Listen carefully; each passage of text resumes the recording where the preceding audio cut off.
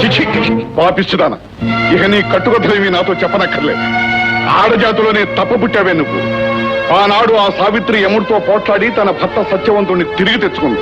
కానీ నువ్వు, నిన్ను ప్రేమించి నీ మాయలో పడి కన్న తండ్రిని నన్ను కాదని నిన్ను పెళ్ళాడాడు. అలాంటి వాడిని దైవంగా భావించి నీ నెత్తును పెట్టుకు పూజించాల్సింది పోయి ఆ జమీందారు మీద మోజుపడి వాడిని నిర్లక్ష్యం చేశావు. చివరకు దురాశతో భర్తనే బలిగొన్న దౌర్భాగ్యురాలు వెను. మావయ్య గారు, నన్ను ఎన్ని మాటలైనా అనండి, ఏమైనా తిట్టండి, అంతేగాని భర్తను మోసం చేసి ప్రాణం తీశానని మాత్రం నిందించకండి. నేను నిందించకపోయినా లోకం నిన్ను ఈ మాటలే అంటుందే. తక్షణ గంచిపెళ్ళి. మావగారు, లోకానికి చెవులు తప్ప కళ్ళు లేవు. ఒక మనిషిని అన్యాయంగా వేలెత్తి చూపించడం దానికి అనాదిగా ఉన్న అలవాటు. నా బిడ్డ సాక్షిగా నేను చెబుతున్నాను, నేనే పాపం చేయలేదు. ఆ విషయం రంగానికి తెలుసు, నా నుంచి దూరమైన ఆయనకి తెలుసు. ఈ లోకంలో 10 మంది మధ్య తలెత్తుకు బ్రతకాల్సిన వాడిని నిన్ను చెరదీసి తలవంపులు తెచ్చుకోలేను. వెళ్ళిపో. మా ఇంటిని, మా ఇంటి పేరుని, మమ్మల్ని మర్చిపోయి నీ తాడును చూసు. మీ అబ్బాయి గారే వెళ్ళిపోయిన తరువాత నాకు మీ నీడలో ఉండే అర్హత కూడా లేదు.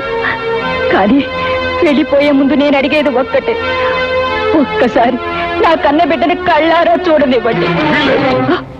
వీడు మా వంశానికి వారసుడు. నా కొడుకు రక్తం పంచు పుట్టినవాడు. వీడిని నువ్వు చూడడం కాదు కదా, నీ నీడ కూడా వీడి మీద పడ్డానికి వీల్లేదు.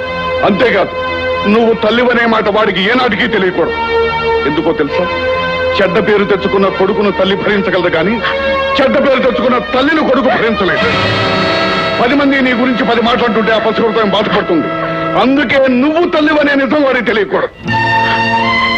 నేనే తప్పు చేశానో నాకు తెలియదు, కానీ నాకు ఈ శిక్ష విధించారు.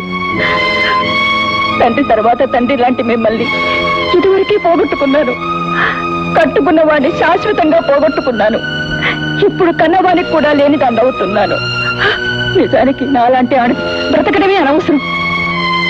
కానీ నా భర్తకిచ్చిన ఆఖరి మాట కోసం గుండెను బండ చేసుకుని బ్రతుకుతాను. బ్రతక్క తప్పదు కూడా. ఆగు. వెళ్లే ముద్ద ఒక్క మాట.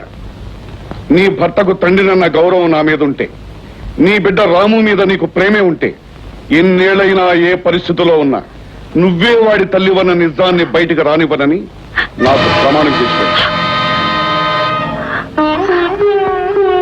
మమతానురాగమనే చెట్టును కొట్టేడివే కాక వేళ్లతో సహా నా మనసులోంచి పీకి పారేయాలని చూస్తున్నారా మామగారు? సరే, మీ ఇష్టం, అలాగే కానివ్వండి. నా బిడ్డ భవిష్యత్తు కోసం, మీ తృప్తి కోసం మీరు చెప్పినట్టే రాము మీద ప్రమాణం చేసి చెప్తున్నాను. నేను వాడి తల్లినని వాడికి ఏ రోజునా చెప్పను. ఒకవేళ వాడు ఎప్పుడైనా మా అమ్మ ఏదని మిమ్మల్ని అడిగితే మీ అమ్మ కూడా చచ్చిపోయిందని చెప్పండి.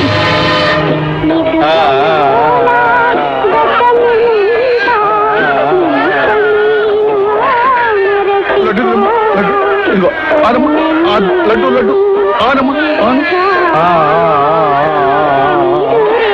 అమ్మా, లడ్డు ఇదిగోమ్మా, లడ్డు లడ్డమ్మా, లడ్డు.